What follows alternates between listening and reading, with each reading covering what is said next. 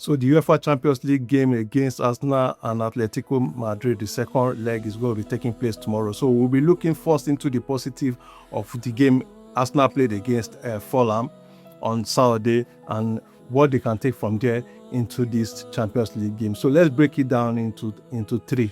I have three positives from that game. The first one is Saka coming back from injury and giving a splendid performance. This was Saka's first start since March 22nd, and it took him only 9 minutes to remind us why he's replaceable. That assist for Gyökeres, classic Saka, isolating the fullback and dropping the shoulder, low cross into the box, and then Gyökeres scored that goal. And Saka himself coming to give us the second goal was an amazing feat from him. So it was a big reminder for everybody that Saka is back.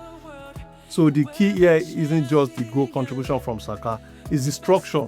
With Saka on the right, Ben White also playing behind him that day was a very good one. The combination seems to have worked perfectly between the two of them. So the whole right side functioned very well against Fulham, and I'm hoping that we are going to have the same functionality against Atletico Madrid when they come. Arsenal looked narrow and predictable before, but now with Saka back, everything seems to have changed, and it seems like on a one-on-one, Saka should be able to beat his man against Atletico, beat the low block. I believe Arteta will start him, even if it's only for him to play 70 minutes in that game. I believe that Saka is going to be very instrumental. So that's the first positive I'm taking away from that Fulham match before Atletico's game.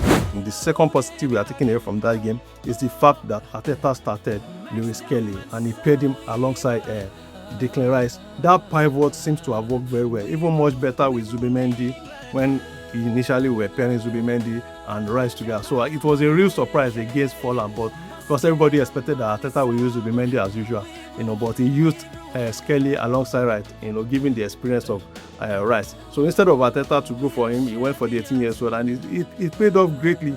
Lewis Kelly inverted into the midfield when he had possession, which led Rice to sit back. It allowed Rice to sit back, and play the 6th row, and by shielding the back four, from any attack that is coming. So it was a top-level performance, disciplined performance from that teenage boy called Lewis Kelly. He didn't panic, he didn't give the ball away, and he let Rice focus on recovering the second ball. Each time he lost the ball because he was actually the one that was taking the risk.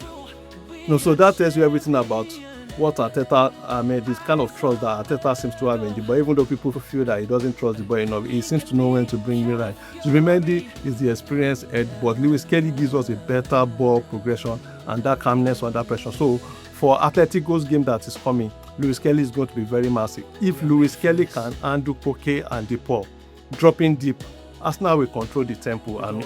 If he cannot, it will be serious trouble because Simeone is going to take advantage of it. But I want to believe that with the performance he had against Fulham, Arteta is going to be trusting him again to play. But I won't be surprised also if I see Zubimendi. But I'm really going to hope that if Zubimendi is the one that will be used ahead of him, he actually delivers well. I like the fact that there is now competition. You can see that there is a threat. There's a young man that is ready to take over from him if he's not pulling his weight. He seems to be fatigued, but he needs to show up in this game. My preference would be Miles Lewis Kelly ahead of Zubimendi. It is risky, but it is it's a risk that is worth taking. The third positive I'm taking away from the Fulham's game going into Atletico's game is the fact that Gyökeres is our go-to guy now. He scored 2 goals, making his tally a total of 21 for the season, and is the first Arsenal player since Alexis Sanchez to hit a 20-goal plus margin in his first campaign for Arsenal. So more importantly, his link up with Saka seems better now, kind of more natural. They seem to be understanding each other, contrary to their pair earlier in the season where people thought that Saka was not gelling with him or he did not understand Saka. So Gyökeres now drops deep, he lays himself off and spinning in behind defenders.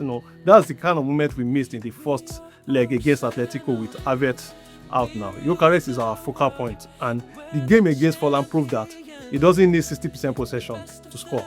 He just needs quick service into the channel, and Saka is there to give him that service. And if we can continue with that, we are going to definitely win against Atletico. If we can do that, I expect Arteta to tell Saka and Trossard to pulling the cross earlier into the channel for Gyökeres, and we will be just fine. That is all Gyökeres needs. He's very deadly in that box. Give him the ball, and give it to him on time.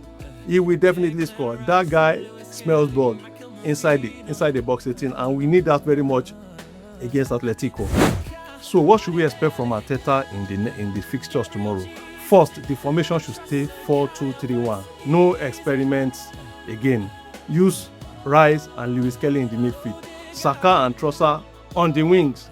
Eze in number 10 position, because I'm not sure Odegaard is fit. Even if Odegaard is fit, we don't need to change a winning team. Except if there's something wrong there, we can bring Odegaard in. Second, the tempo changes. When we went to Metropolitano, we tried to play through Atletico's press and we got stuck. Against Fulham, we played around it with quick switches and then with early ball into the channel.